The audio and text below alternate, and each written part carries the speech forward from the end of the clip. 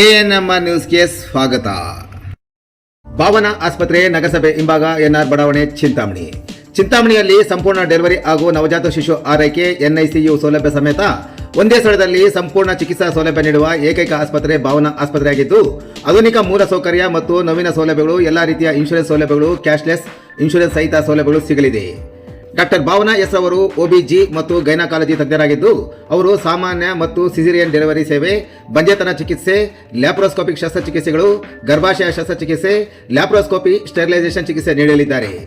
ಇನ್ನು doctor Abhinay R ಅವರು ಮಕ್ಕಳ ತಜ್ಞರಾಗಿದ್ದು, ಅವರು ಮಕ್ಕಳ ಆರೋಗ್ಯ ಸೇವೆಗಳು, ಲಸಿಕೆಗಳು, ಮಕ್ಕಳ IPD, NICU ಮತ್ತು ICU ಸೇವೆ ನೀಡಲಿದ್ದಾರೆ. ಇನ್ನು ಇತರೆ ವೈದ್ಯರಿಂದ ಸದರಿ ಆಸ್ಪತ್ರೆಯಲ್ಲಿ paediatric neurology, paediatric surgery, general medicine ಮತ್ತು general surgery, ENT nephrology, urology, onco surgery ಚಿಕಿತ್ಸೆ ಸಿಗಲಿದೆ. ಇನ್ನು ಹೆಚ್ಚಿನ ವಿವರಗಳಿಗೆ ಸಂಪರ್ಕಿಸಿ ಭಾವನಾ ಆಸ್ಪತ್ರೆ, ನಗರಸಭೆ ಹಿಂಭಾಗ, ಎನ್ಆರ್ ಬಡಾವಣೆ, ಚಿಂತಾಮಣಿ. ಮೊಬೈಲ್ ಸಂಖ್ಯೆ 7899001345.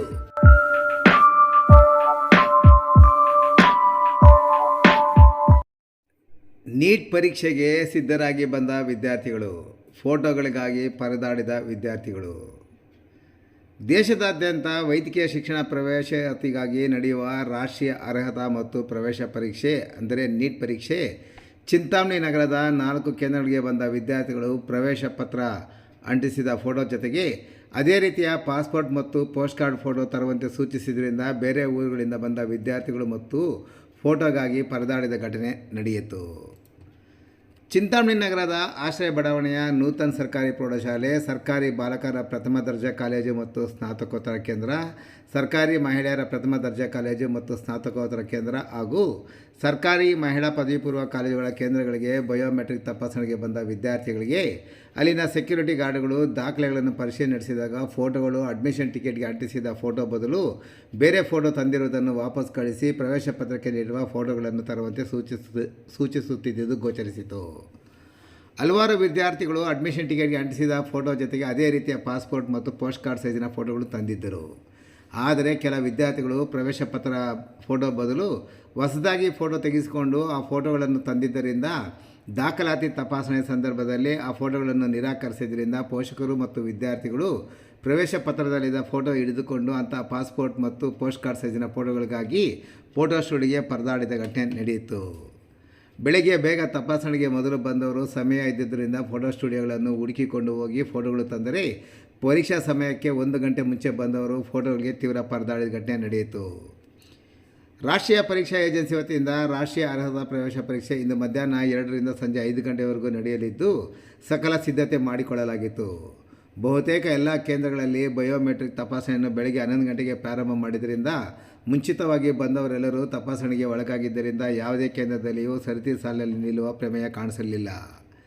ಚಿಂತಾಮಣಿ ನಗರದ ಒಟ್ಟು 4 ಪರೀಕ್ಷಾ ಕೇಂದ್ರಗಳಲ್ಲಿ ಪರೀಕ್ಷೆ ಆಯೋಜಿಸಿದ್ದು ಒಟ್ಟು 1592 ಮಂದಿ ವಿದ್ಯಾರ್ಥಿಗಳು ಪರೀಕ್ಷೆ ಬರೆಯುತ್ತಿದ್ದು, ಪರೀಕ್ಷೆಯನ್ನು ಪಾರದರ್ಶಕವಾಗಿ ಮತ್ತು ಸುಸೂತ್ರವಾಗಿ ನಡೆಸಲು ಜಿಲ್ಲಾಡಳಿತವು ಎಲ್ಲ ರೀತಿಯ ಪೂರ್ವ ಸಿದ್ಧತೆಗಳನ್ನು ಮಾಡಿಕೊಂಡಿತ್ತು.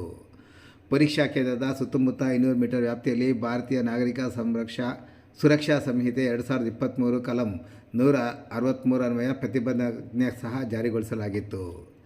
ಕಳೆದ 1 ವರ್ಷದಿಂದ ಹಗಲಿರುಳು ಕೋಚಿಂಗ್ ಸೆಂಟರ್ಗಳು ಹಾಗೂ ಮನೆಯಲ್ಲಿ ಅಭ್ಯಾಸ ಮಾಡಿರುವ ವಿದ್ಯಾರ್ಥಿಗಳು ಇಂದು ತಮ್ಮ ಪರೀಕ್ಷಾ ಕೇಂದ್ರಗಳನ್ನು ವೀಕ್ಷಿಸಲು ತೆರಳುತ್ತಿದ್ದರೆ, ಕೈಯಲ್ಲಿ ಪ್ರವೇಶ ಪತ್ರ ಹಿಡಿದು ಮುಖದಲ್ಲಿ ಆತ್ಮವಿಶ್ವಾಸ ಹಾಗೂ ತುಸು ಆತಂಕದೊಂದಿಗೆ ವಿದ್ಯಾರ್ಥಿಗಳು ಪರೀಕ್ಷಾ ಕೇಂದ್ರಗಳತ್ತ ಹೆಜ್ಜೆ ಹಾಕುತ್ತಿರುವುದು ಕಂಡುಬಂತು.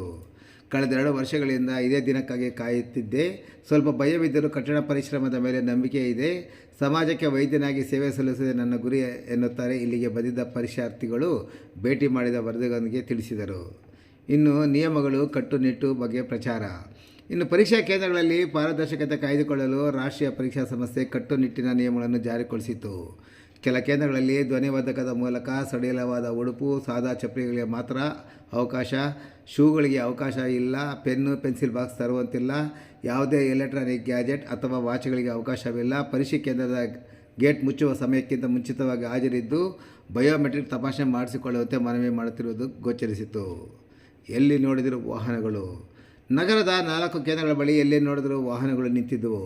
ಪರೀಕ್ಷಾ ಸಮಯಕ್ಕೆ ಬರಬೇಕಾಗಿರೋದ್ರಿಂದ ವಿದ್ಯಾರ್ಥಿಗಳು ಕಾರು, ಬೈಕ್ಗಳಲ್ಲಿ ಪೋಷಕರು ಕರೆತಂದಿದ್ದರು. ಕಾರುಗಳಲ್ಲಿ ಬಂದವರು ವಿದ್ಯಾರ್ಥಿಗಳ ಜೊತೆ ಅವರ ಕುಟುಂಬದವರು ಸಹ ಧೈರ್ಯ ತುಂಬುವ ಕೆಲಸ ನಿರ್ವಹಿಸುತ್ತಿದ್ದುದು ಗೋಚರಿಸಿತು.